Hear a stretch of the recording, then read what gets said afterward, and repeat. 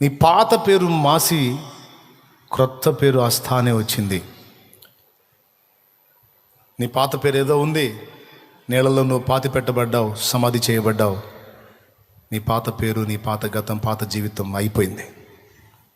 ఎప్పుడైతే నీళ్ళల్లో నుంచి పైకి లేచావో నువ్వు నూతన సృష్టి. నీ పేరు మారింది, నీ తండ్రి పేరు కూడా మారింది. ఇప్పుడు దేవుడు నిన్ను ఎలా చూస్తున్నాడంటే తన కుమార్తెగా, తన కుమారునిగా నిన్ను స్వీకరించేశాడు. అందుకే నీకు 1,00,000 సార్లు చెబుతాడు, వాళ్ళు పట్టించుకోలేదు, వీళ్ళు పట్టించుకోలేదు, వాళ్ళు ఆలోచించలేదు, వీళ్ళు ఆలోచించలేదని సోది మాటలు మాట్లాడొద్దు. నువ్వు నా కూతురివి, నువ్వు నా కొడుకువి, నా కనుదృష్టి ఎల్లప్పుడూ నీ మీద ఉంది, నువ్వేం వర్రీ కావద్దని చెబుతుంటాడు ఆయన. నా చేతులలో, నా అరచేతులలో నిన్ను చెక్కి ఉన్నాను, నీ ప్రాకారములు నిత్యము నా ఎదుటనున్నవి. యెహోవా నన్ను మరచి ఉన్నాడని సియోను అనుకొనుచున్నది. స్త్రీ తన చంటి పిల్లను మరచునా? తన గర్భమున పుట్టిన చంటి పిల్లను కరుణింపక మానునా? వారైనా మరచుదురు గాని నేను నిన్ను మరువను అంటాడు ఆయన. విశ్వాసమును బట్టి నా కుమారుని రక్తము ద్వారా మీరందరూ కూడా నాకు సమీపస్తుల ఎంత దగ్గర అయ్యారో తెలుసా? ఎగ్దం కొడుకులు కూతుళ్ళు అయిపోయారు మీరు అంటాడు. ఎంతటి ఆధిక్యత లభించింది నీకు నాకు తెలుసా? నీ చుట్టుపక్కల ఉన్న వాళ్ళందరూ నేను ఎగతాళి చేయొచ్చు, కానీ దూతలు నిన్ను ఎలా చూస్తారో తెలుసా? దేవుని కుమారుడు, దేవుని కుమార్తె అని గౌరవిస్తారు. మరి లేకపోతే దూతల కాపుదల నీకెందుకు ఇవ్వాలి దేవుడు? ఎంతమందికి తెలుసు దూతల కాపుదల మనకుందని? ఎంతమంది ఒప్పుకుంటారు? పాటలు పాడతాం కానీ నమ్మం మనం. అదే మన దగ్గర ఉన్న రోగం. రాత్రియు పగలును పాదములకు రాయి తగులకుండా, రాత్రియు పగలును పాదములకు రాయి తగులకుండా మనకు పరిచర్య చేయుట కొరకై, మనకు పరిచర్య చేయుట కొరకై దేవదూతలు మనకుండగా, దేవదూతలు మనకుండగా ఆనందయాత్ర ఇది, ఆత్మీయ యాత్ర.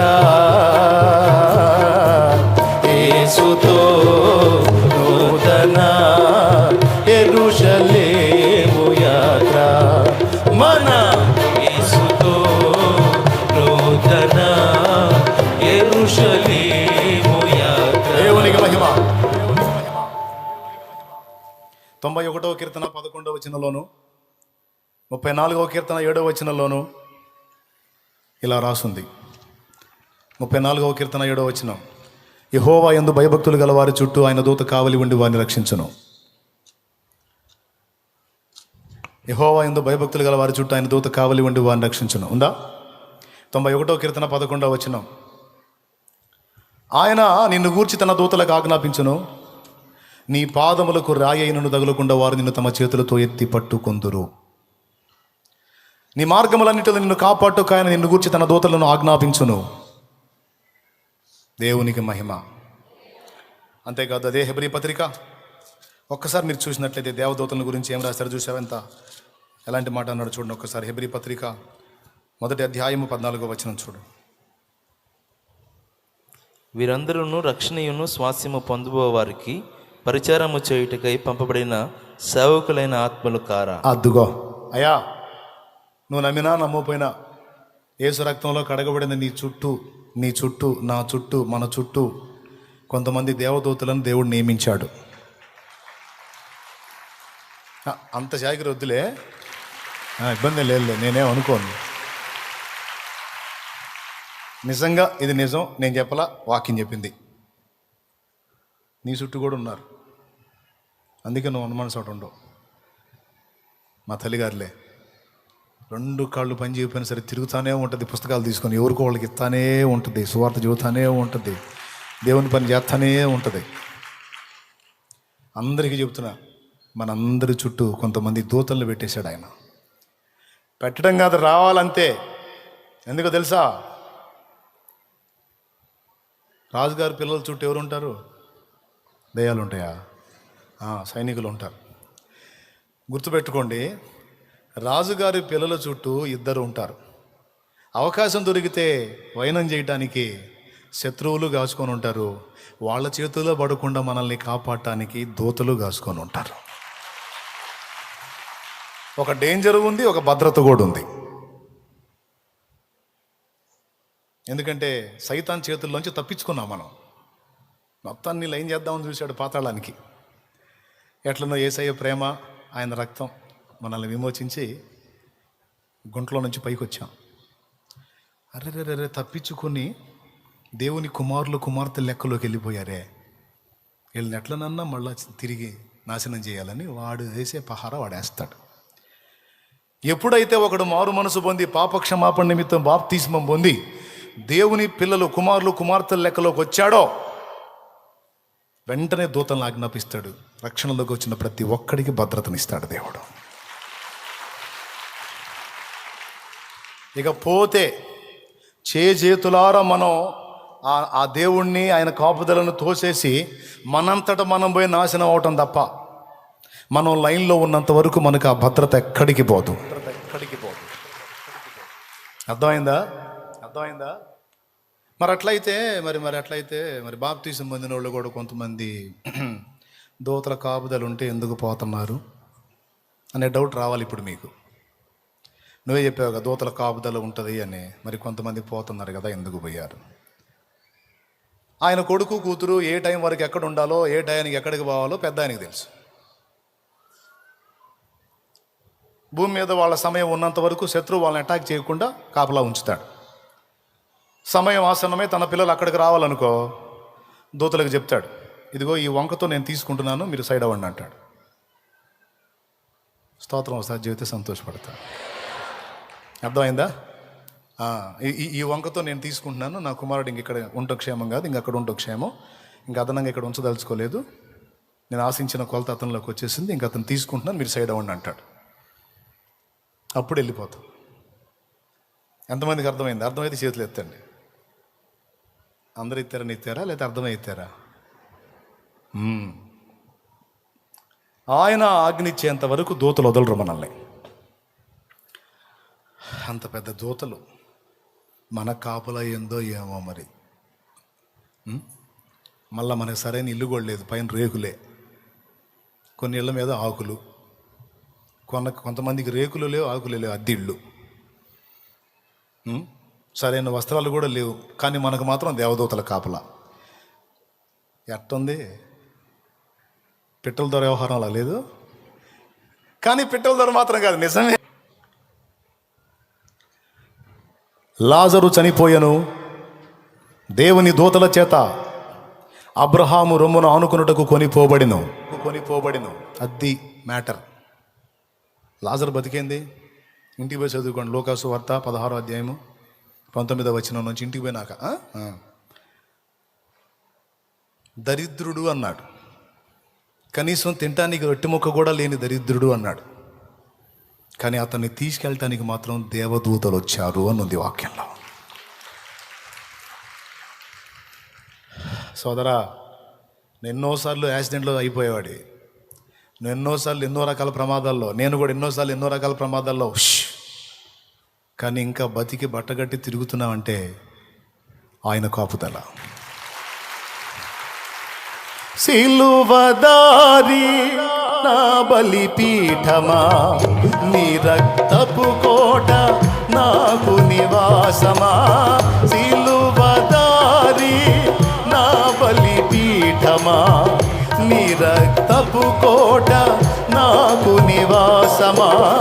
నన్ను నీవు పిలచిన పిలుపు రహస్యమా, నన్ను నీవు పిలచిన పిలుపు రహస్యమా. ఇది ఏ నీ త్యాగ సంకేతమా, ఇది ఏ నీ త్యాగ సంకేతమా. శ్రీమంతుడా యేసయ్యా, నా ఆత్మకు అభిషేకమా, నా అభినయ సంగీతమా. దేవునికి మహిమ. కొడుకులు కూతుళ్ళు ఎప్పుడయ్యాం? అదే ఇప్పుడు నువ్వు చెప్పినప్పుడు అయ్యాం. ఎప్పుడయ్యాం? మారు మనసు పొంది యేసు ప్రభుని హృదయంలో అంగీకరించి నోటితో ఒప్పుకొని బాప్తీసం పొందినప్పుడు అయ్యామా? ఇంకా కొంతమంది కాల, నేను ఇంకా బాప్తీసం పొందలేదన్న వాళ్ళు చేతులు ఎత్తండి. పొందనోళ్ళు చేతులు ఎత్తండి. ఇట్ట కాదు, ఇట్ట. మీరు ఇంకా మా లిస్టులోకి రాలా, మీరు ఇంకా వెలపటే ఉన్నారు, కుమారుడు కుమార్తె లెక్కలోకి రాలా. పొందినోళ్ళు చేతులు ఎత్తండి. ఇదిగో వీళ్ళందరూ ఆ లిస్టులోకి వచ్చారు. వీళ్ళందరూ కడగబడ్డారు, పరిశుద్ధపరచబడ్డారు, తమ విశ్వాసాన్ని వ్యక్తం చేశారు, విశ్వాస సంబంధమైన క్రియ చేశారు, ప్రభువుని సేవిస్తున్నారు. వీరికి దూతల కాపుదలే కాదు, జీవగ్రంథంలో పేరే కాదు, కొడుకులు కూతుళ్ళు అనే ఆధిక్యత. అంతేకాదు యేసు రెండవ రాకడలో ఎంతమంది చేతులు ఎత్తారో వారందరూ అలాగే ఎత్తబడతారు. ఎంత ఆధిక్యత! దేవుడి కొడుకు ఏందండి మనం మన శత వ్యవహారం కదా. నమ్మబుద్ధి అవుతుంది మనకు అసలు. అది ఆయన ఎక్కడా, మనం ఎక్కడా.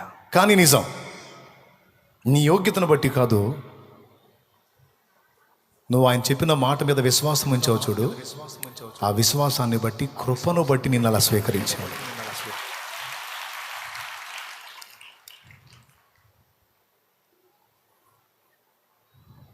మంచి నాలో పుట్ట దంచు ఎంచి నన్ను ప్రేమించినావు.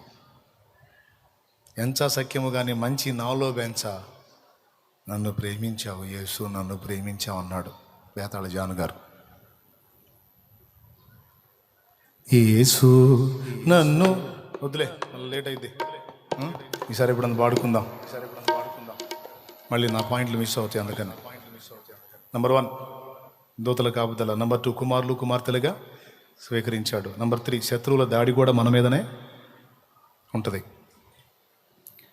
లోకములో మనం హీనంగా కనిపించిన అక్కడ మాత్రం మన గురించి ఘనమైనటువంటి టాకింగే ఉంది. మనకున్న స్థానం గొప్పది అక్కడ. వీటన్నిటితో పాటు ఇంకొక మాట కూడా ఉంది. మిమ్మలను దేవుడు కుమారులనుగా కుమార్తెలనుగా స్వీకరించుచున్నాడు గనక సెక్యూరిటీ ఇవ్వటమే కాదు, శత్రువుల చేతుల్లోంచి కాపాడటమే కాదు, గొప్ప రాజ్య మహిమని ఇవ్వటమే కాదు, అక్కడికి చేరేలోపు ఇక్కడ కోటింగ్ కూడా ఉంటుంది అన్నది ఇప్పుడు వాక్యం. కుమార్తెలనుగా కుమారులనుగా మిమ్మల్ని ఆయన చూస్తున్నాడు కాబట్టి తండ్రి శిక్షించని కుమారులు ఎవరో, తండ్రి శిక్షించని కుమార్తెలు ఎవరు?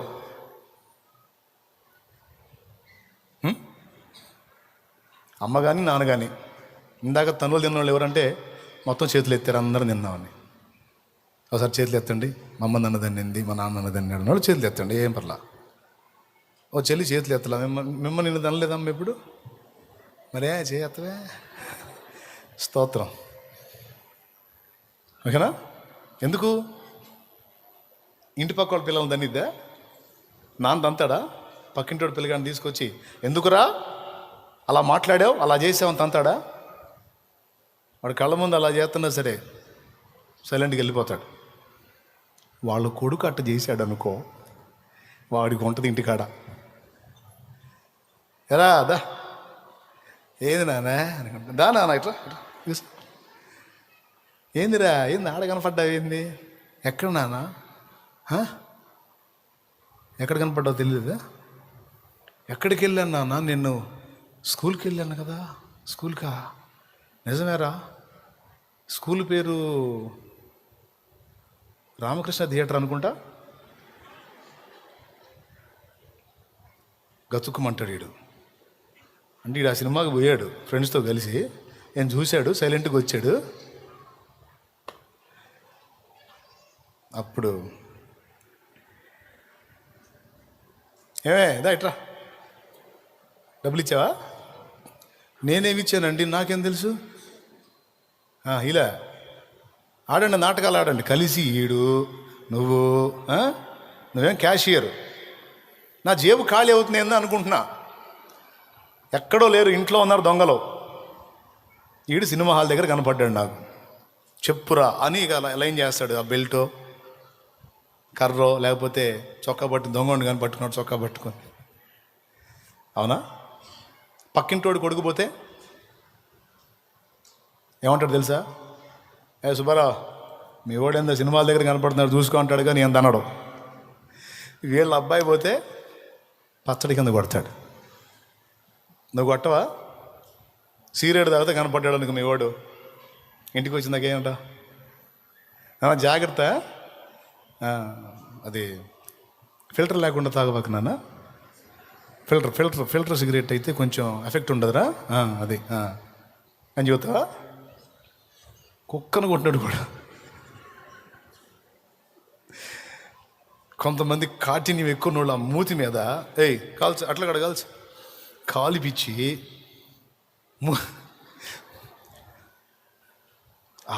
అట్లా తన్నేటప్పుడు, ఆ వాత పెట్టేటప్పుడు ఈ తల్లిదండ్రి ఎట్ట కనపడతారు తెలిసి కొడుక్కి నెంబర్ 1 సైతానులా కనపడతాడు. మనందరికీ అట్నే కనపడ్డారు పెద్దోళ్ళు. ఒక రేంజ్లో ఉతకబట్టి ఈ రేంజ్లో పద్ధతిగా ఉన్నాం, లేకపోతే ఈ పాటికి ఎప్పుడో అయిపోయేవాళ్ళం. ఏ తండ్రి అయినా తన కన్నబిడ్డ పసిప్రాయంలో ఉన్నప్పుడు తప్పు చేస్తే వాడిని ముద్దాడతాడు. శిక్ష సమయం ఒకటి ఉంటుంది, ఆ సమయంలో వాడు తప్పు చేస్తే వాడిని కొడతాడు. వాడు పరిపూర్ణుడై పెద్దవాడై తనంత వాడైతే ముద్దాడడు, కొట్టడు. కానీ నా కుమారుడా, నా కుమారి, తెలివిగలదానివయ్యావు, తెలివిగలవాడివయ్యావు, నా అంత వాడివయ్యావు, నా అంత దానివయ్యావు. ఇంకెట్లా అట్లా చేస్తావు? అలా చేయటం వల్ల నువ్వే దెబ్బతింటావు కదా. నేను చేయగలిగింది ఏం లేదు, నా చేతుల్లో ఉంటే నేను ఏదన్నా చేస్తా, కానీ నా చేయి దాటి వెళ్ళావు నువ్వు. ఇంకా జరిగే నష్టాలను చూస్తా ఊరుకోవటం తప్ప నేనేం చేయను. జాగ్రత్త. పసిప్రాయంలో ఉంటే నేను ఎత్తుకొని కాపాడుకుంటాను. మధ్యప్రాయంలో ఉంటే 9, 10, 11 ఏళ్ల ప్రాయంలో ఉంటే ఒక దెబ్బ కొట్టి సరి చేస్తా. ఇప్పుడు నువ్వు నా అంతటి వాడి అయ్యావు, నా అంతటి దాన్ని అయ్యావు గనక, ఒక అంతస్తుకు చేరావు గనక ఇప్పుడు నువ్వు వేసే అడుగుల ఫలితాలు, నష్టాలు ఖచ్చితంగా నువ్వు మోయాల్సి ఉంటుంది. జాగ్రత్త. పిచ్చి పిచ్చిగా ప్రవర్తించవాకు. నువ్వు వేసే పొరపాటు అడుగుల దాని ఫలితం నువ్వు తప్పకుండా పొందాల్సి ఉంటుంది. జాగ్రత్త అంటాడు. ఎంతమందికి అర్థమైంది? ఇప్పటికే మీలో కొంతమంది ఒక అంతస్తుకు చేరారు. దేవుడు కొట్టట్లేదు, తిట్టట్లేదు, ఏం చేయట్లేదు, పట్టించుకోవట్లేదని నాకు అన్నీ తెలుసు, నాకు లేఖనాలు తెలుసు, నాకు వాక్యం తెలుసు, నాకు అయి తెలుసు, నాకు ఈ తెలుసు. కొంతమందికి ఏం బరితెగింపో, ఏం గుండె ధైర్యమో. జాగ్రత్త. దేవుడు నిన్ను కొడుకుగా, కూతురుగా చూస్తున్నాడు. నీ అజ్ఞాన దశను ఆయన చూసి చూడనట్టుగా ఊరుకున్నాడు, కానీ ఇప్పుడైతే ఆయన నీ మారు మనసును కోరుతున్నాడు. నువ్వు సరిదిద్దుకొని, సరి చేసుకొని పిలుపుకు తగిన జీవితాన్ని జీవించాలని ఆయన ఆశిస్తున్నాడు. దేవునికి స్తోత్రం కలుగును గాక. హల్లెలూయా.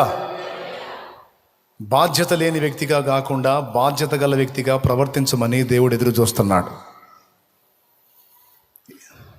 ముగింపులో చెప్తున్నా, ముగింపుకు వచ్చా వినండి. నగలు చూడండి. ఎక్కడొచ్చాగా పోయింది. ఎన్నేళ్ళు?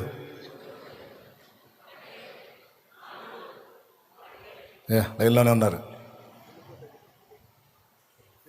పిలుపుకు తగిన జీవితాన్ని నువ్వు నేను మనం జీవించాలి. ఇంకొక పాయింట్ చెప్పి ముగిస్తాను అన్నాను. ఈ లోకం నీ తండ్రిది. ఈ లోకంలో ఉన్న ప్రజలు నీ తండ్రి చేతుల సృష్టి. ఈ లోకంలో ఉన్నటువంటి ప్రజలు, ఇందలి సమస్తం మన తండ్రి ఆస్తి. అర్థమైందా? ఆడిదేరే కులం, ఆడిదేరే మతం, ఆడిదేరే ఊరు, ఆడు మన జాతోడు కాదు, ఆడు మనకు సంబంధించినోడు కాదు.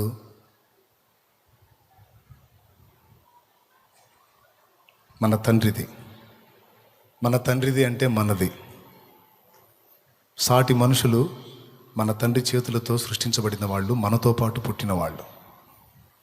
మనం చిన్నప్పుడు స్కూల్కి వెళ్ళినప్పుడు చేతులు జాపి ఏదో చేస్తాం, ప్రతిజ్ఞ. భారతదేశం నా మాతృభూమి, భారతీయులందరూ. ఇప్పుడు ఒక ప్రతిజ్ఞ ఉంది, పరలోక రాజ్యము నాకు తండ్రి స్వాస్థ్యము, భూమి మీద ఉన్న మానవ జాతి మొత్తం నా తండ్రి పిల్లలు.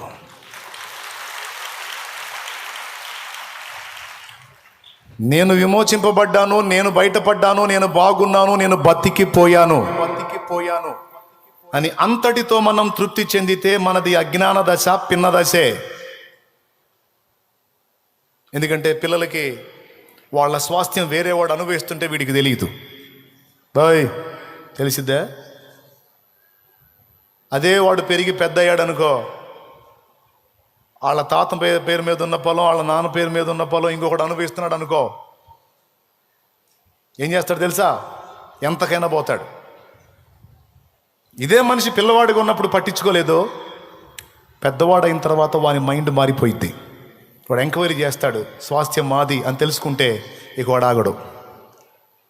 అధికారుల దగ్గరికి పోతాడు, కోర్టుకు పోతాడు, కేసు పెడతాడు. సార్ మా తాతది, లెక్క ప్రకారం మనవాడిగా నాది హక్కు, కానీ వేరేవాడు అనుభవిస్తున్నాడు సార్ అని కోర్టుకు వెళ్ళి చుట్టూ తిరిగి పైసలు పెట్టుకొని ఎట్లనైనా సరే వాడు దాని విషయంలో వ్యాజ్యం ఆడతాడు, దాన్ని గెలవటానికి నిరంతరం పోరాడతాడు, సాధిస్తాడు కూడా. అదే వాడు పిన్న దశలో ఉన్నప్పుడు ఆడి పొలమే ఇంకొకడేసి పండించుకుంటుంటే అదే పొలానికి ఇడు కూలికి పోతాడు మళ్ళీ. స్తోత్రం. కానీ వాడు ఎదిగి పెద్దవాడైతే ఆ పొలాన్ని స్వాధీనపరచుకోవడానికి వ్యాజ్యం ఆడతాడు. ఇక్కడ కూర్చున్న వాళ్ళలో అందరూ ఇంకా చిన్న పిల్లల్లాగా, పిల్లకాయల్లాగా అజ్ఞాన దశలో ఉన్నారని నేను అనుకోను. ఎదిగిన వారై పరిపూర్ణతలోకి వస్తున్న వారై పెద్దలై ఉన్నారని కొంతమందిని కూర్చుని నేను తలంచుచున్నాను. నా మట్టుకు నేను అలాంటి విశాలత కలిగి ఉన్నందుననే నా తండ్రికి చెందినటువంటి బిడ్డలందరినీ సాతాను వశపరుచుకున్నాడు. వాడి చేతుల్లోంచి ప్రజలను బయటికి తీసుకొని రావాలి. ఈ ప్రజలంతా నా తండ్రి స్వాస్థ్యము, ఈ జనమంతా నా తండ్రి పిల్లలో, నా దేవుని ప్రజలు. వారికి తండ్రి ప్రేమ తెలియక నశిస్తున్నారు. నా తండ్రి ప్రేమ వారికి తెలిస్తే, వారి నానెవరో నేను వారికి చూపగలిగితే, చెప్పగలిగితే, నిరూపించగలిగితే వారు తెలుసుకొని తండ్రి వైపు వస్తారు. నా సహోదరులు నాతో పాటు నా తండ్రి రాజ్యంలో ఉంటారు అని ఆలోచన గలవాడనై నేను నా వంతు పని చేయడానికి నేను పూనుకున్నా. ఎందుకు? ఆ మెచ్యూరిటీ వచ్చింది, ఆ విశాలత వచ్చింది. అర్థమైందా? అజ్ఞాన దశలో పిల్లకాయల్లాగా పిలుపులాట్లాడుకుని సంత వీధుల్లో మేము మీకు ఊదితిమి కానీ మీరు నాట్యం ఆడరైతిరి, మేము ప్రలాపించితిమి కానీ మీరు రొమ్ము కొట్టుకొనరైతిరి అని సంత వీధులలో పిలుపులాట్లాడుకునే పిల్లకాయలతో పోలుస్తా ఈ తరం వారు అన్నాడు యేసయ్య. ఎప్పుడురా మీరు పెద్దోళ్ళు అయ్యేది? ఎప్పుడురా మీరు ఎదిగేది? ఎప్పుడురా మీరు ఒక ఇంటిని లేదా ఒక చిన్న కుటుంబం పరిధిలో నుంచి బయటకు వచ్చి జగమంతా నా కుటుంబం అన్న అంతస్తుకి ఎదిగేది? ఎప్పుడో. సమాజాన్ని దృష్టించగలిగే స్థాయి ఎప్పుడు? సమాజ శ్రేయస్సు కోరేది ఎప్పుడు? సమాజ రక్షణ కోసం నడుం కట్టేది ఎప్పుడు? ఆ పరిపూర్ణత ఎప్పుడు మీలో? ఆ ఎదుగుదల ఎప్పుడు అని దేవుడు ఈరోజు నిన్ను ప్రశ్నిస్తున్నాడు. నేనైతే దేవుని కృపను బట్టి ఆ పిలుపు ఎప్పుడు అందుకున్నా లైన్లో కూడా వచ్చా. కొంతకాలం ప్రార్థన చేశాను. నాకు తెలిసినంత వరకు నా యేసును ప్రచురపరచడానికి నడుం కట్టాను, చదివాను, ధ్యానించాను. ఎవరెవరికి ఏ విధంగా బోధించాలో కొంత అవగాహన పొందాను. దాన్ని అంతటిని చేతబట్టుకొని ఒక పక్క వారికి బోధించుకుంటూ మరో పక్క జీవితాన్ని, ఎందుకంటే సాక్ష్యం ప్రాముఖ్యం. సాక్ష్యం సరైనదిగా లేకపోతే సబ్జెక్ట్ ఎంత ఉన్నా సరే బుస్సే. సబ్జెక్టుతో పాటు సాక్ష్యం కూడా జాగ్రత్తగా ఉండాలి. కనుక దేవుని కుమారుడు, దేవుని కుమార్తె అని నన్ను పిలుచుకున్నాడు, ఏర్పరచుకున్నాడు. చీకటిలో నుండి ఆశ్చర్యకరమైన తన వెలుగులోనికి పిలిచాడు కనుక ఇక అంధకార సంబంధుల్లాగా నేను ఉండకూడదు, వెలుగు సంబంధిలాగా నడుచుకోవాలి. రాజులైన యాజక సమూహమై ఒక రాజు వలె రాజ్యాన్ని విస్తరింపజేస్తూ యాజకుడిని నా దేవుణ్ణి ఆరాధించాలి. యాజకుడిలాగా నా దేవుణ్ణి ఆరాధించాలి, మహిమపరచాలి, ప్రజలందరి పక్షంగా విజ్ఞాపన చేయాలి. రాజు వలె ఒక ప్రాంతం, ఒక ప్రదేశం, ఒక స్థలం, ఒక మారుమూల కాదు, విస్తరించాలి. అనేక ప్రాంతాలకు విస్తరించి నా తండ్రి సృష్టి మొత్తాన్ని కూడా నా తండ్రికి హస్తగతం చేయాలి. ఆక్రమించుకున్న సాతానుని ఎదిరించి, రక్తము కారునంతగా వాడిని ఎదిరించి పోరాడి నా తండ్రి పిల్లల్ని వారి చేతికి అప్పగించాలి. ఎంతమందిని అవకాశం ఉంటే అంతమందిని రక్షించాలి. ఇది నా ఆలోచన, నా ప్రేరణ, నేను ముందుకెళ్ళడానికి కారణం. సోదరులారా, మరి మీ సంగతి ఏంటి? సోదరీమణులారా, మీ సంగతి ఏంటి? నువ్వు శిక్షలో ఉన్నావా? శిక్ష కాదు, అది నీకు శిక్షణం. నీ చుట్టూ దేవుని కాపుదల ఉంది.